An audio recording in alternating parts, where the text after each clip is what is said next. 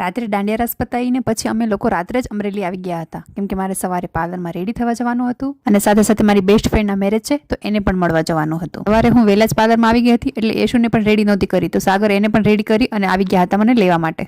પછી બધાથી પહેલા સવારમાં મારી ફ્રેન્ડને મળવા માટે ગઈ. આજે એના પણ મેરેજ હતા અને સાથે સાથે મારા ભાઈના પણ મેરેજ હતા, એટલે પછી અમે ત્યાં જવા માટે નીકળી ગયા. મને એમ હતું કે ત્યાં જવા માટે લેટ થઈ જશે અને જાન માંડવે પણ જતી રહી હશે, પણ અમે ત્યાં પહોંચ્યા તો હજી અડધે સુધી જ પહોંચી હતી.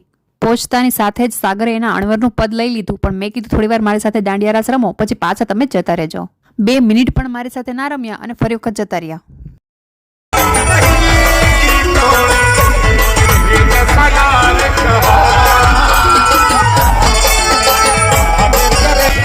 ત્યાં પહોંચતાની સાથે જ બધાથી પહેલા મેં કપડાં ચેન્જ કર્યા, ત્યારે મને શાંતિ થઈ અને થોડી રસમોમાં પણ ભાગ લીધો. અને પછી તો મેં બધા મામા ફૂઈના ભેગા થયા હતા તો પછી બેસી ગયા ગપ્પા લગાવવા માટે.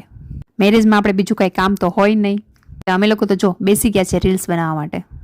આ 2-3 દિવસથી અમે લોકો બધા સાથે ને સાથે જ રહ્યા છીએ, એટલે જ્યારે અલગ થશું ત્યારે બહુ જ દુઃખ થશે.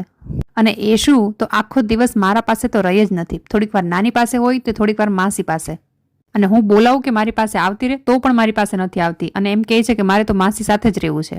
થોડી મારી માટે બધા લોકો વારો લે છે, એટલે મારે તો કાંઈ ટેન્શન જ નથી.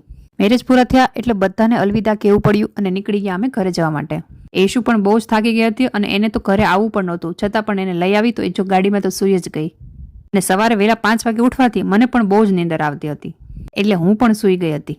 અને હજી તો હું આંખ ખોલીને જોઉં છું તો સાગર તો સોડા પીવા માટે ઊભા હતા. સાગરને ખબર છે કે મને માથું દુખે એટલે સોડા પીવાથી મટી જાય છે, એટલે એણે મારા માટે પણ સોડા મંગાવી લીધી.